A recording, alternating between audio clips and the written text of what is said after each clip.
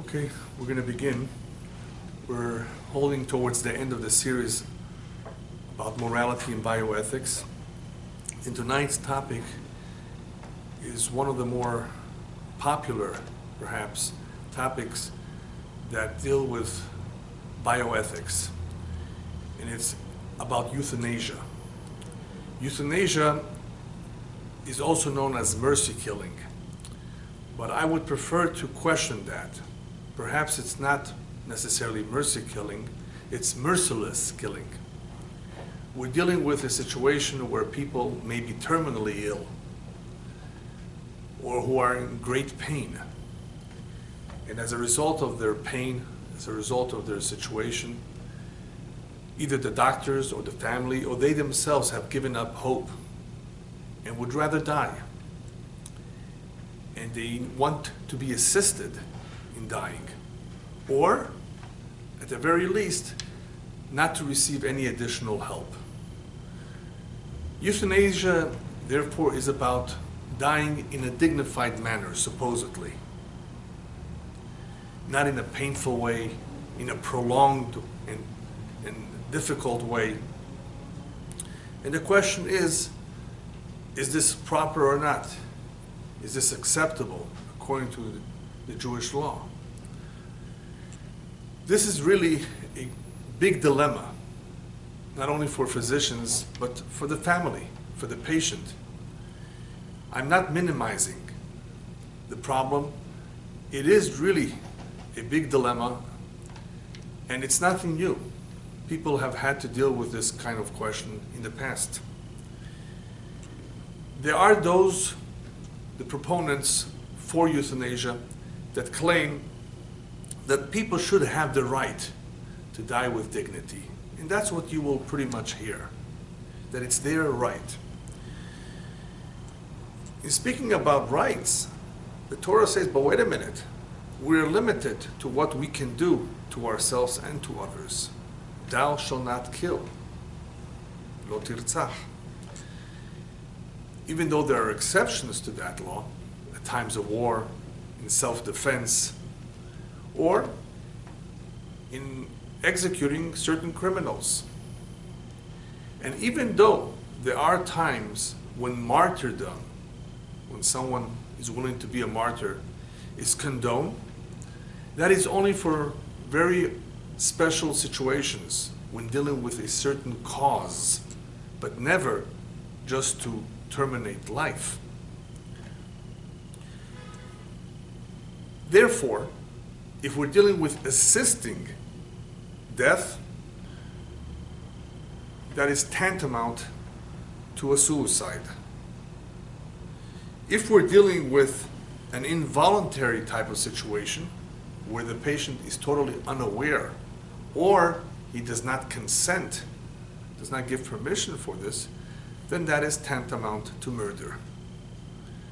So what we're dealing with here, so far, is possibly either a form of suicide, which we'll speak about separately in a separate lecture, or something very close to murder, even though the intent is good. Even though we want to help, the law does not differentiate in murder whether the intent was to help or it was premeditated. Some might say that the law should differentiate. I mean, this is what the argument is all about, that some lines should be drawn as to what is acceptable and what is not. But it's very vague. It's not so simple, and many countries and states within the United States have different policies towards it.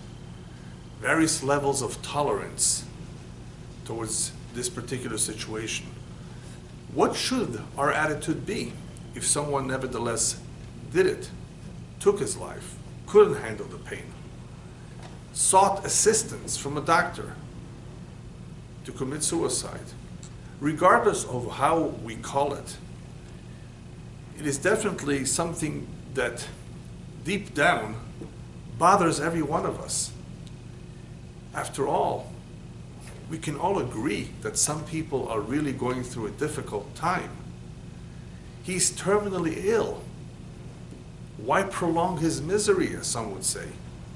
We can definitely identify with that. We can even empathize with those individuals who are going through it and with the family members. But it's not so simple. And the reason why I chose to speak about this topic is, first of all, because this is a very relevant topic. There's pending legislation in California and elsewhere whether this should be legalized.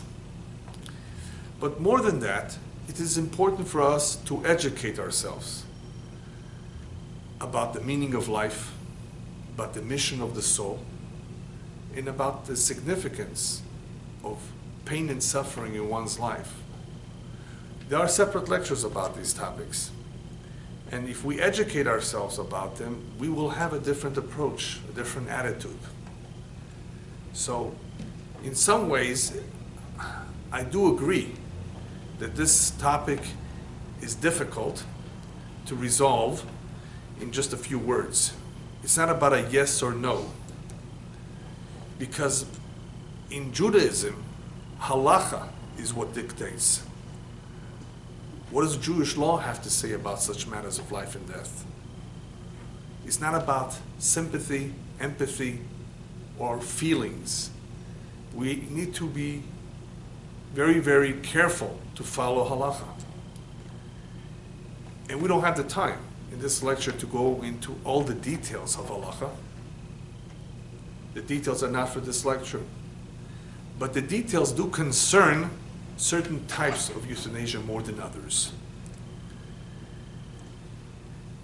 In order to differentiate or to understand the various types of euthanasia, there are various definitions or perhaps categories that differentiate between the different types.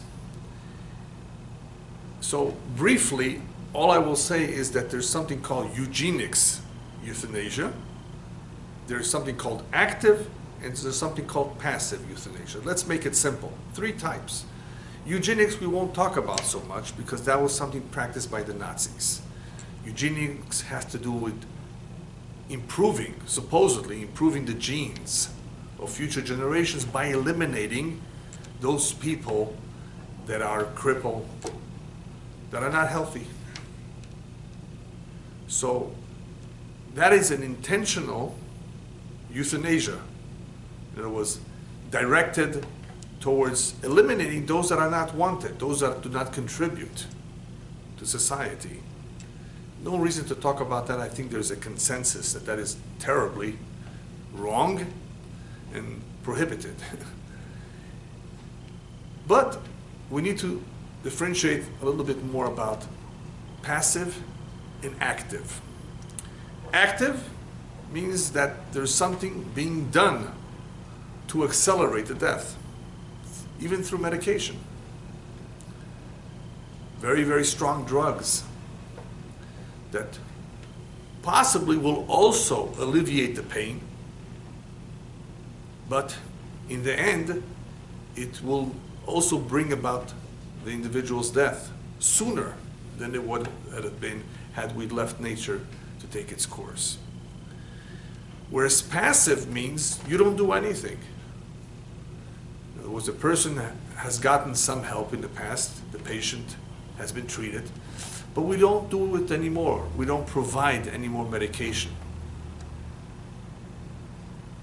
We don't help the individual the way we did in the past. So by not helping, by not giving what was given in the past, we're holding back something that could possibly prolong his life. And instead here, we're cutting it short. And some proponents, of course, will say, listen, we're not shortening this person's life. If he's very, very sick, we're shortening the act of dying. He's dying anyway. You see the difference? That is how they would look at it. If this is the case, that the person is dying anyway, that is the argument. We're not really shortening his life, which is wrong. We're shortening the act of dying. In Judaism, there is more of an emphasis or more discussion about passive euthanasia, not active. And don't think it's so simple. It's complex. There's all kinds of criteria involved here as to what can be done or not be done. It's not a simple matter. But in general, I will say that in Judaism, we don't easily assist an individual, even in a passive way. If there's any chance whatsoever, however remote, that he will live, we try our best to save his life. We do our best to help him feel better. So this is not a very simple matter for anyone to take into their hands, to decide to terminate another individual's life only because we think that this is in their best of their interest. If anything, it shows a lack of understanding of what life is all about, and what God's plan and design for this individual is. So, without getting into halacha, what we need to do is to better understand this process. Why is there an argument to begin with, and how we should go about it? Judaism teaches that man has no title over his life or his body. You can't harm yourself. You cannot kill yourself. On the contrary, man has the responsibility to preserve his life and to dignify it. He must sustain himself. He needs to eat. He needs to sleep. He needs to take care of himself. And if he is sick, he needs to seek help to heal himself. The rabbis tell us that from the verse V'rapo Yerapeh, we learn that a doctor is given permission to heal. Very interesting. We would not know it otherwise. A doctor is given permission from above to heal. In other words, not only does he need to do his best to help people who are ill, but we naturally have to seek that kind of help if we're sick. Why would I think not? Well, there might be some people who are going to say, well, I'll just trust in God, whatever he wants. If he wants me to be sick, God forbid, that's the way it should be. No. A person naturally, al pi derech hateva, has to do his best to seek help to preserve his health, even if it involves taking medication. As long as this medication, of course, is proven to be a good medication. We're not talking about being a guinea pig over here and testing out something that could do more damage than help. We're talking about proven medication, a doctor that knows what he's doing. He has a mandate. That's his responsibility to heal. And if he does his best to help individuals, he's actually performing a mitzvah. He's actually doing a good deed. There are those who are on a very high spiritual level that don't have to go to doctors. God helps them directly. Most people are not at that level. We need to make an effort and go and seek the help of a doctor and take whatever medication they advise us to take. But not to lose focus that ultimately it's up to God.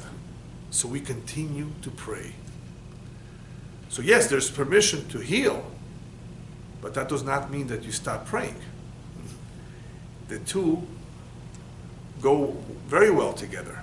In other words, we go to the doctor, but we don't think that the ultimate cure is going to come through his hands necessarily.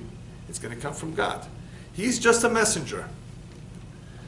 And that is the Judaic belief, that doctor acts as a messenger from God, but ultimately, who decides who will live and who will die, who will be healed or who will remain ill? God. So, for that reason, we continue to pray and hope for the best. If the doctors, therefore, are to be sought, then why do the rabbis tell us in the Talmud something very, very puzzling? Tov shebarofim legehenom. That the best of doctors will end up going to Gehenom, to hell. That's a very negative remark to say about a doctor, that the best of doctors will end up going to Gehenom. What could they have done wrong to deserve something like that? On the contrary, we're talking about all the good that they're doing. So the explanation is that's only meant about the doctors who don't do their best, who couldn't care less, who are not sensitive to the patient, who think they know it all, who are overconfident. These are the doctors that may do more harm than good, and therefore they will end up going to Gehenna. That is why the Chozeh Melublin, a great sage who lived about 200 years ago, said that when the Torah says that the doctor has permission to heal, it meant that's all he has permission to do, is to heal. He has no permission to issue a sentence, a verdict. This man is helpless. He's terminally ill and he has no hope. That the doctor has no permission to say. You've been given permission to heal, and that's it. But to pronounce that this person is terminally ill, that you have no permission to do. Now you may wonder, why would the doctor do that anyway? Why would he say this person is helpless? He's basically dead. This is actually a tactic that proponents of euthanasia and others who don't value life are claiming. In order to get around the moral issues, we're talking about moral issues here, in order to get around it, they have to basically say, you know what, it's wrong to kill, it's wrong to assist somebody to die, but he's already dead. You see how they get around it? This is one way of getting around the problem. Well, we're talking about somebody right now who's pretty much dead. What will determine if he's dead or not? That is a whole discussion in itself. When do we consider somebody dead? As far as we know, as long as he's breathing, right? He's still alive. But he's anyway going to die. So what? It's not so simple, even for doctors. Why isn't that simple for doctors? Because even though they may consider this individual as terminally ill, supposedly, when they graduated, they accepted upon themselves something called the Hippocratic Oath. If you heard about that? That is an old oath that doctors used to make in Greece, where they basically committed themselves to preserve and protect life and to relieve suffering. That's the commitment that they take upon themselves when they graduate. Well, is he going to do that now? He sees the patient, he's terminally ill. You see that there's a conflict here? This is part of the problem that many doctors have to deal with. Wait a minute, I'm supposed to do my best. So, if we consider him dead, it makes it, I guess, easier for the doctor to not make any more efforts. Why can't we allow doctors to decide? Why shouldn't doctors be able to decide what should happen with this patient? After all, they are experts in their field. And today, with all the technology and the tools that we have, they even have it almost, I say almost, to a precise science. They can tell you he's got 11 days to live. And you know what? Sometimes they're right, but many times they've been wrong. They're wrong, yeah. Doctors, as intelligent as they may be, regardless of how much experience they have, are liable to error. in their diagnosis. They have made mistakes. You know how many stories there are about individuals that doctors have given up hope on, and they remained alive for many years, not for a couple extra weeks, for many years. Tumors that disappeared, cancer that's gone away, people who were even in a coma who got out of the coma, and with no damage to their brain after having been submerged in water for who knows how long. There's all kinds of stories.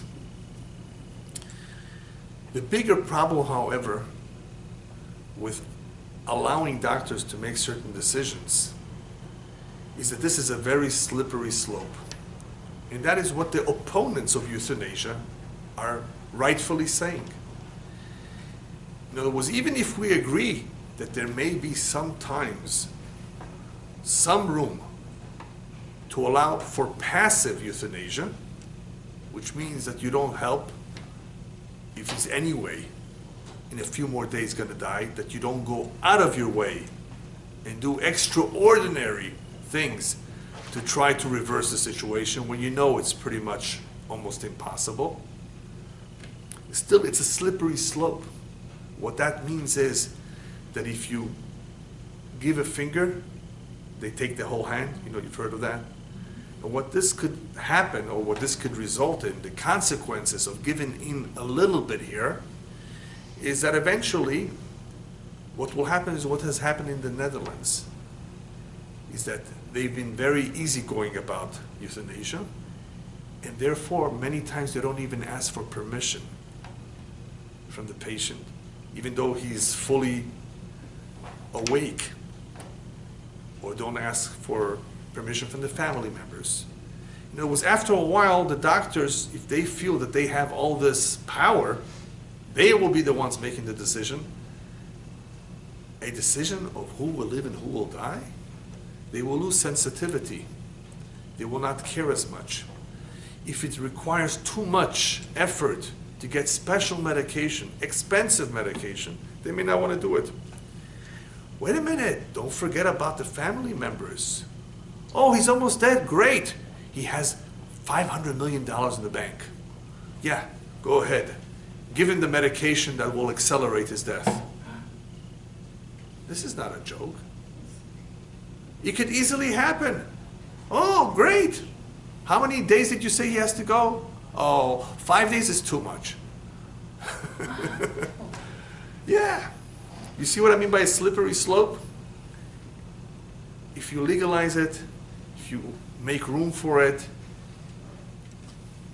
the system can lose control.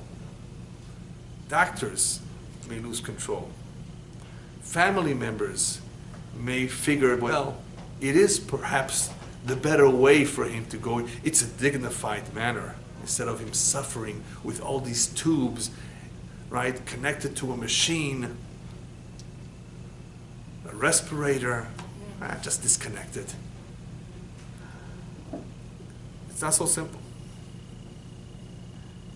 What has happened today that people are more easy going about this? Why is today's generation more accepting of euthanasia than in the past? Very simple. People are living longer, and these sick people, according to some, are becoming a burden. It's straining the system. Insurance companies don't like it. Doctors are not so happy with it either, that they have to work and work and work. So, you see how many elements in society are eager to make things easier for themselves, even though it means that this human being,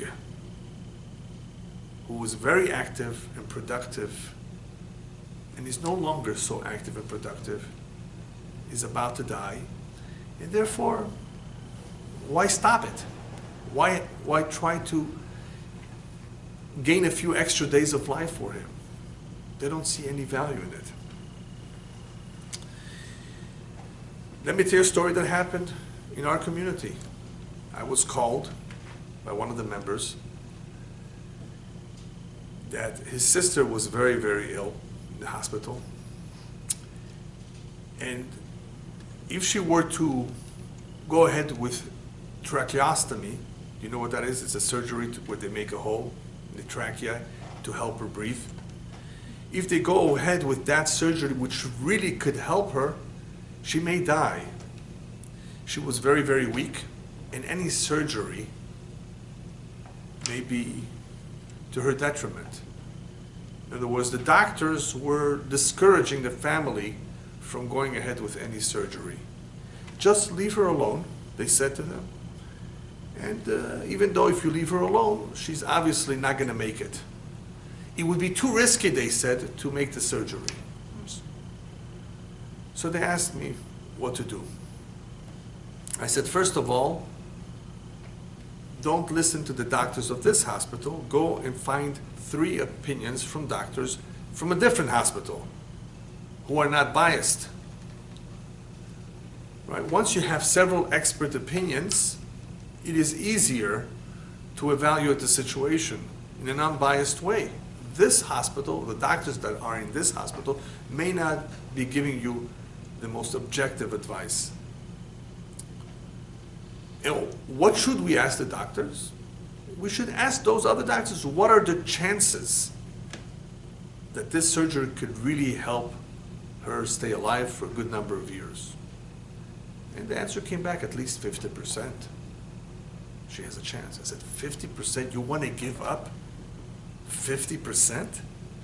Now remember, this is not so simple because, obviously there is some element of risk involved.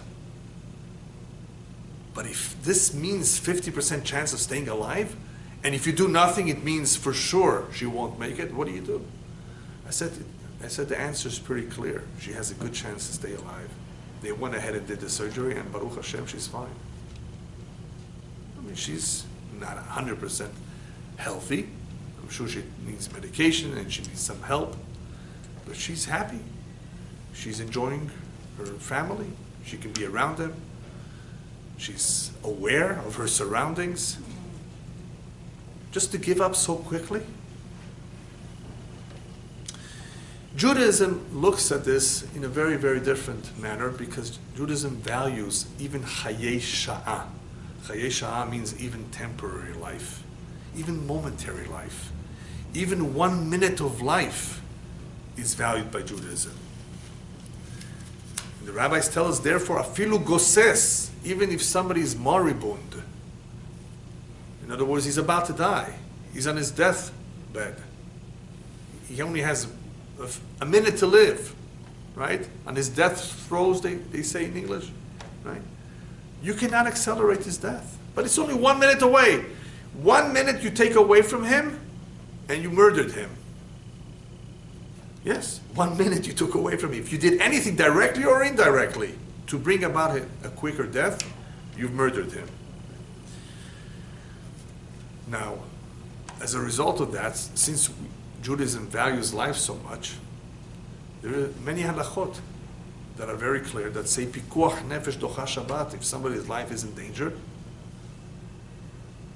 you cancel. You push away the laws of Shabbat. Shabbat is holy. Right? We don't do certain work on Shabbat. But if somebody's life is in danger, you put aside those laws and you save that person's life. You do whatever it takes to save his life, even by not fulfilling the laws of Shabbat. Shabbat is very important. Yeah, but human life comes first. So that is ingrained in Judaism very, very much. Human life is very, very precious. But wait a minute. Okay, human life is very precious to understand, but even if somebody who's comatose, you know what that means? Almost like in a vegetative state. Doesn't move a finger. And the answer is yes, even somebody who's comatose, because no matter how much of an expert a doctor is in his field, there's not any human being that I know of in this world that knows what's going on in the soul of this individual who is in this body that's comatose right now? Does he have any level of awareness? Because we know that there are different kinds of levels of awareness. Yes, different degrees of coma.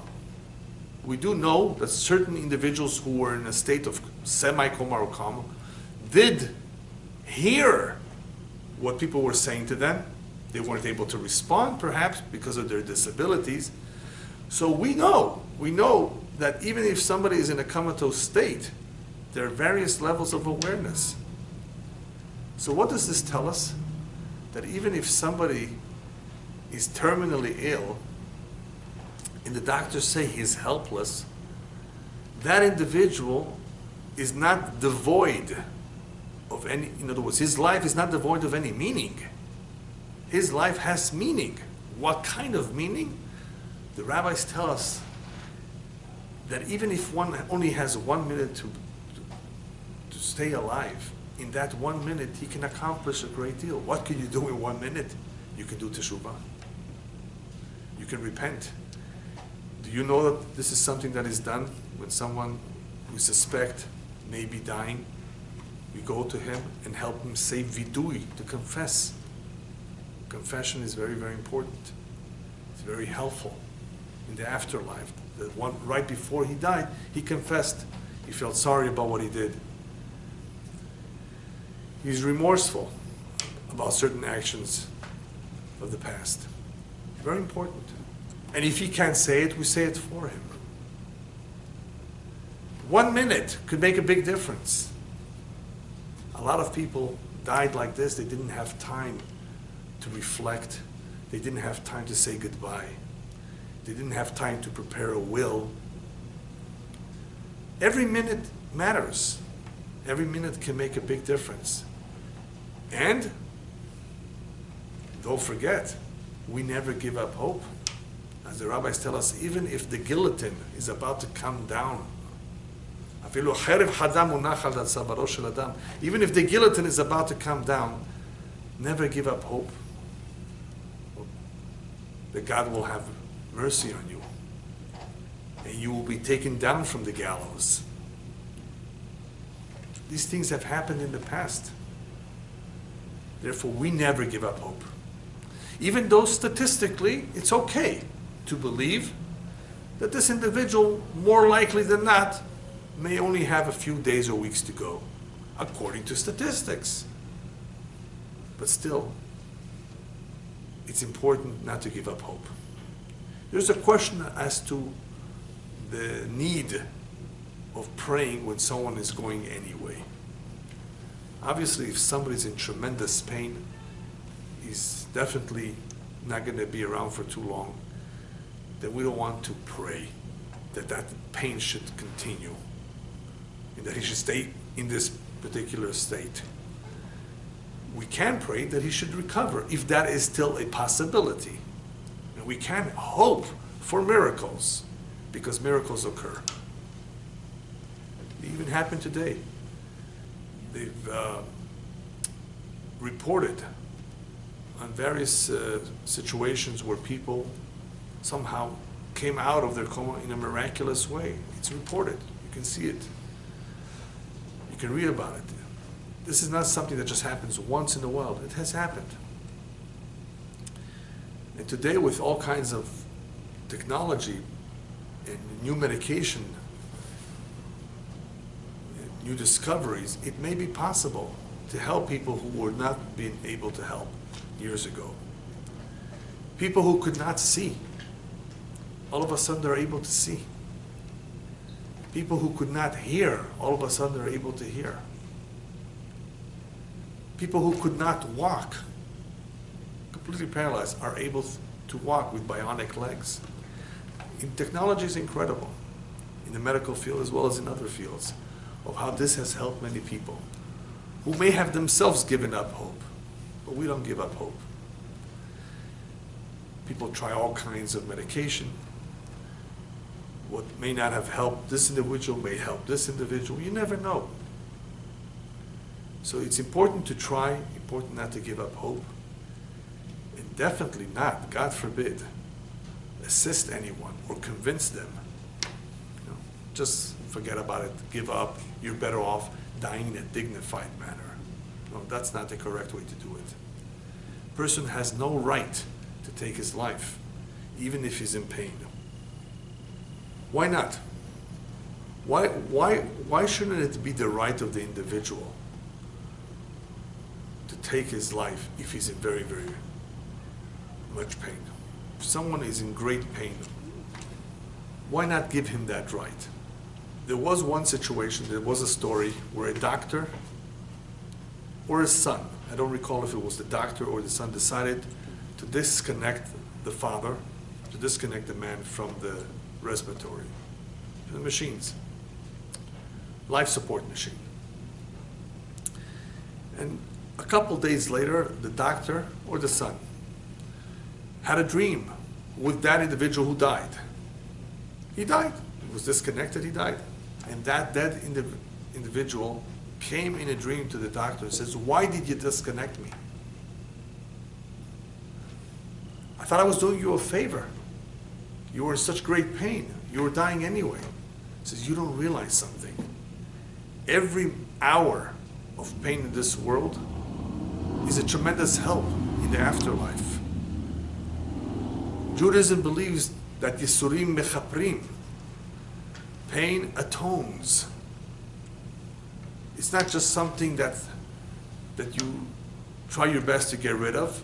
In the end, I mean, of course, we try to heal ourselves, but if you can't, accept it. It's an atonement. It's from God. And this is better if it's an atonement. It's better if we are cleansed down here below than if we have to go through the cleansing process upstairs.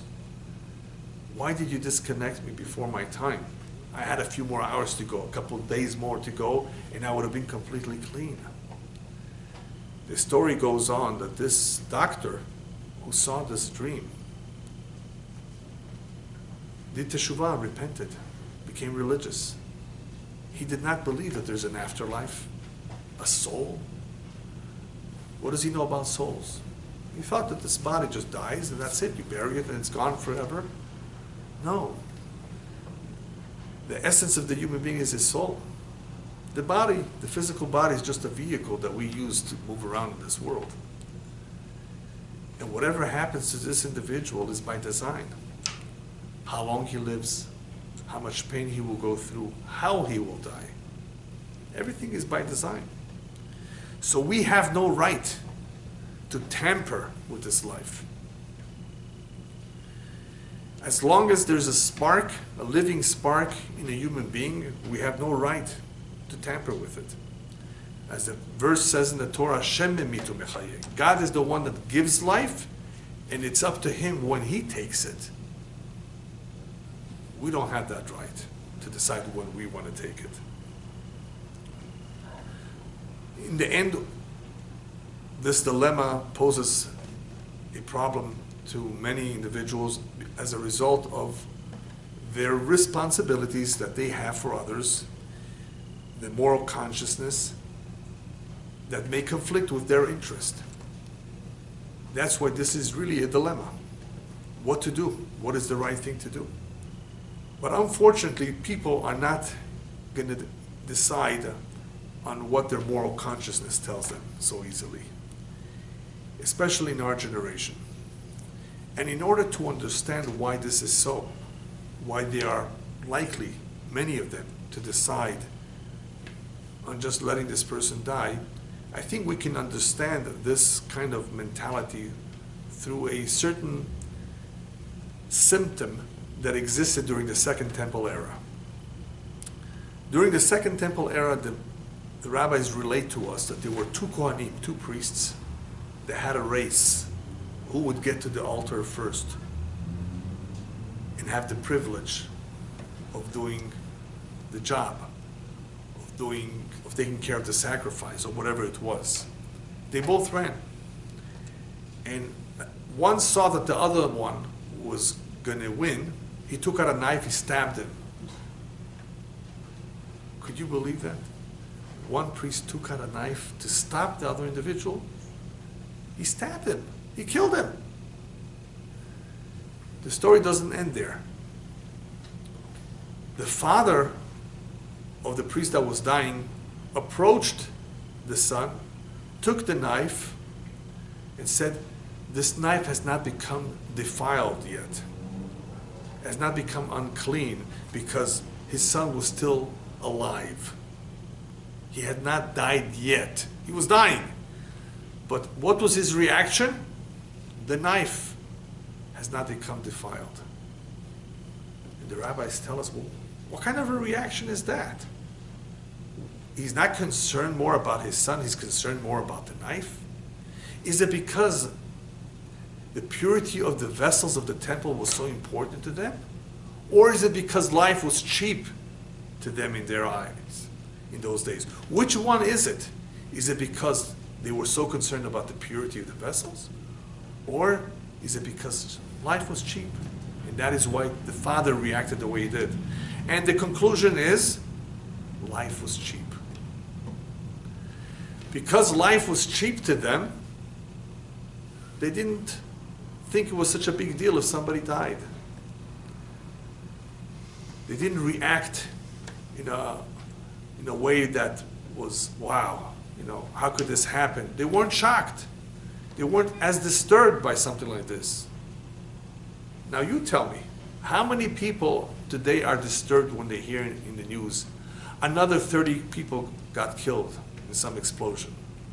Another 10 people died here. Person was run over here. Lightning struck there.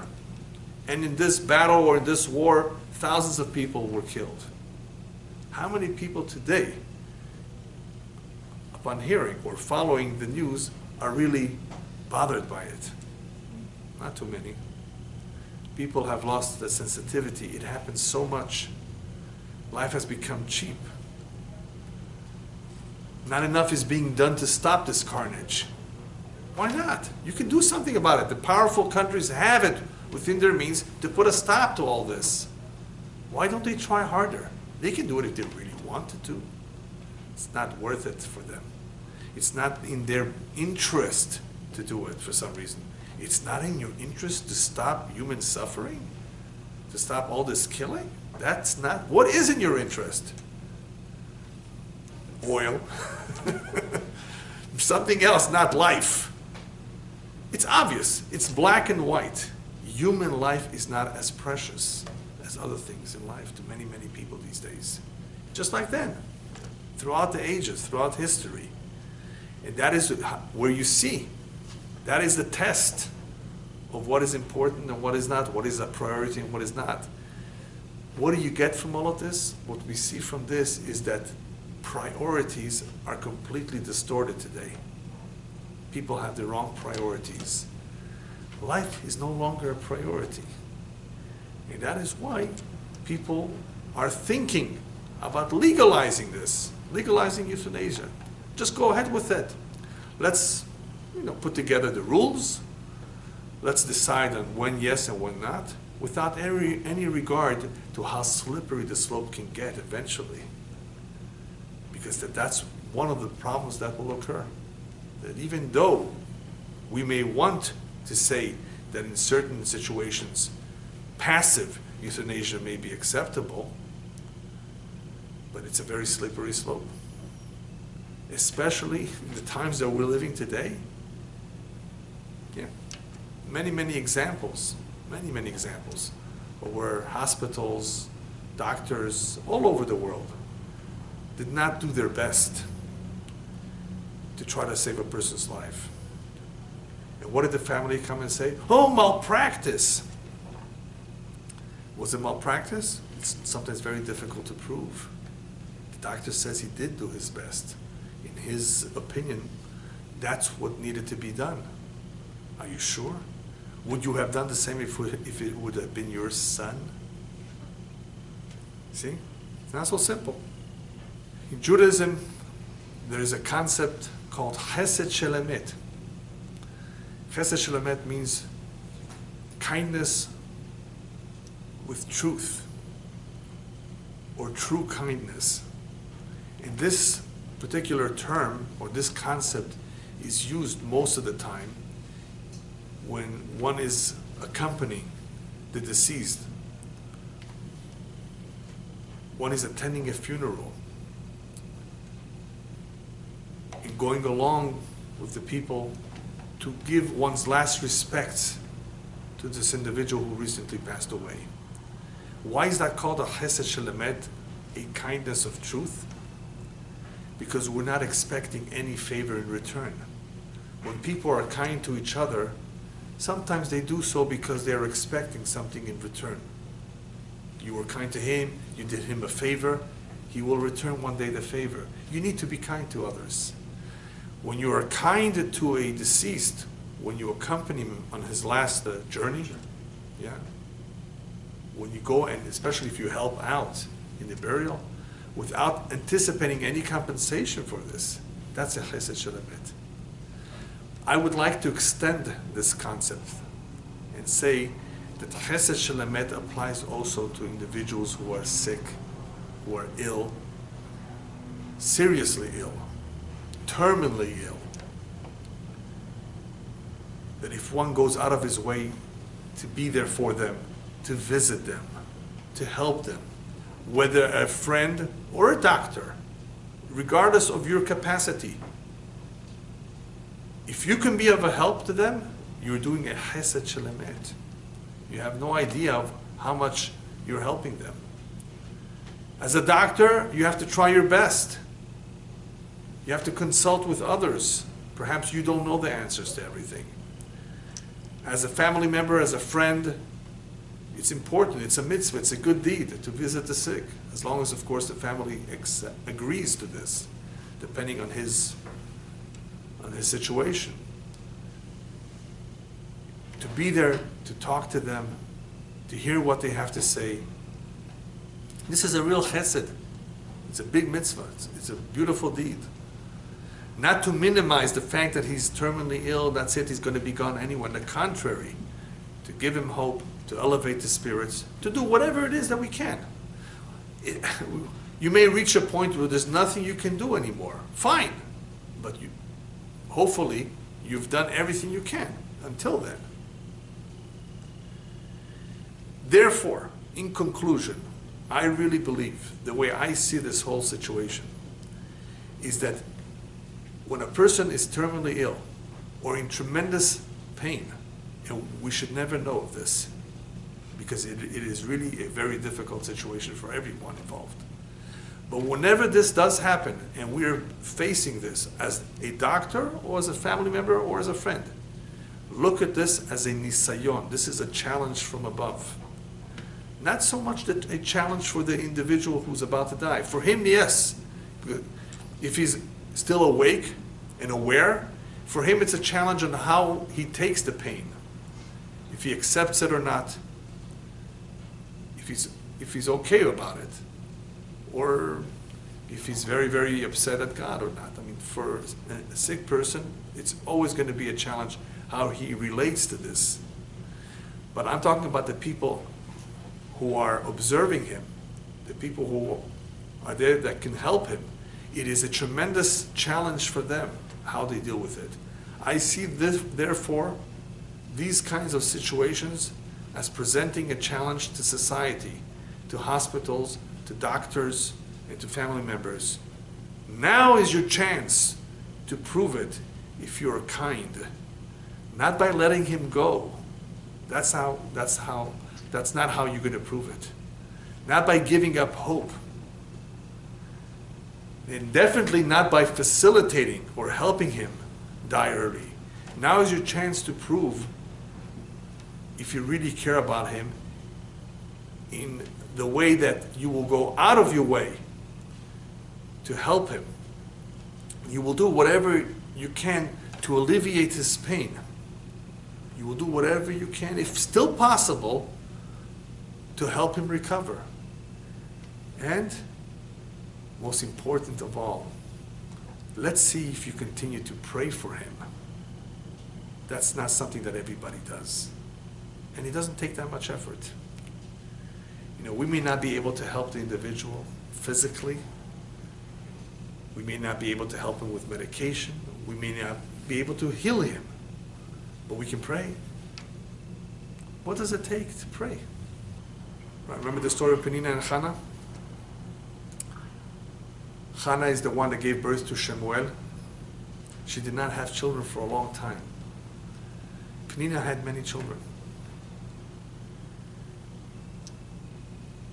And the rabbis tell us that Penina lost her children because she teased Hannah for not having children.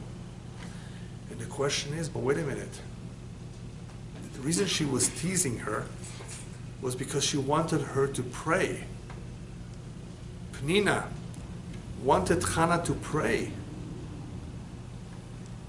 that she should have children, that perhaps she wasn't praying enough. Why was she punished? I believe every time Hannah had a child, Penina buried the child. Talk about here the two wives of Elkanah. Penina is righteous, Hannah is righteous. Why did Penina deserve this kind of a punishment? Maybe she meant good. She meant good, and she did. So the way I explain it is, yes, if you really mean good, then why didn't you pray for her? Don't tease. Don't tease and come back and say, well, I meant good. I was really trying to help her.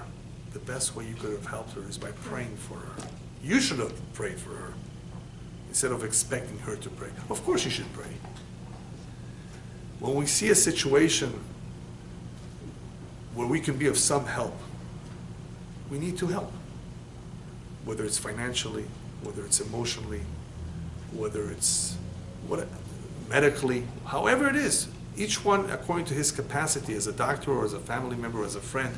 We all need to do what we can. We don't give up.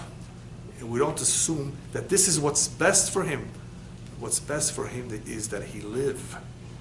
Life is precious. Every moment is precious. That's always better. But he's suffering. Even the suffering has some benefit. We just don't know of it. We're not educated enough to realize what this does for the individual in the afterlife. Obviously, we don't have to go out of our way to prolong his pain. But whatever we can do to assist an individual, even if he just has a few hours left, can make such a big difference.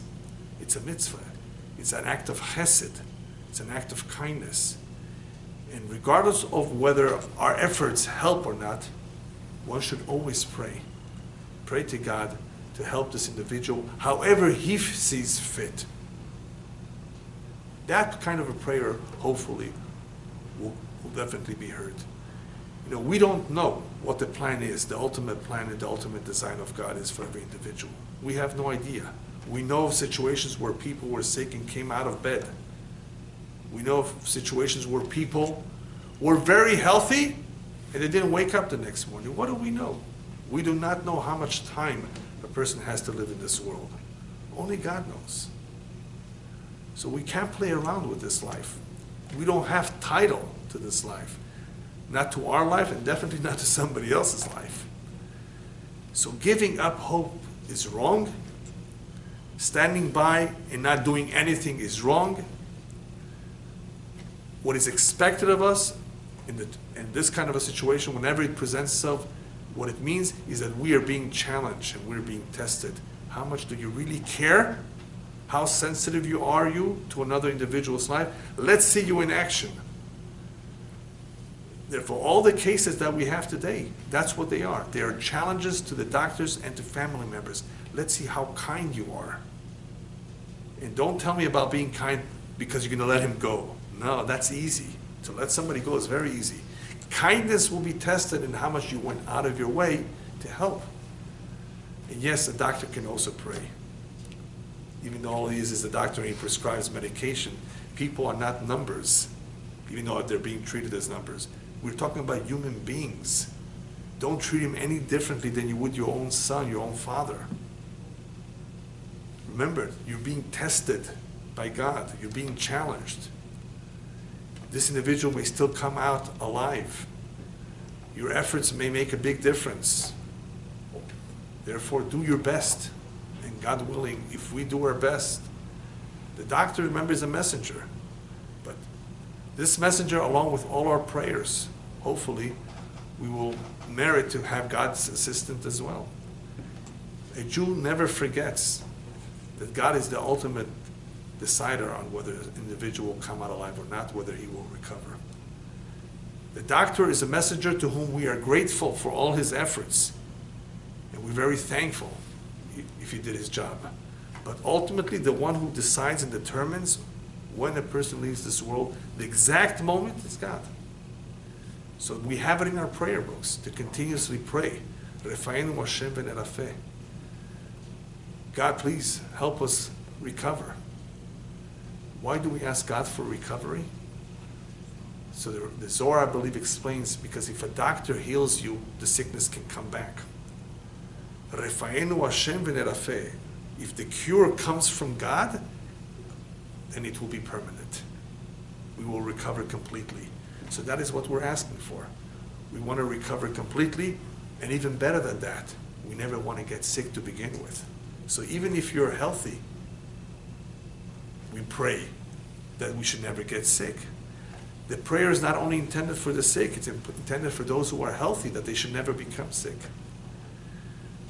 But regardless of the situation, whether it's a surgery or whether somebody's terminally ill, as the doctors claim, never give up hope. And remember, a prayer can also make a tremendous difference.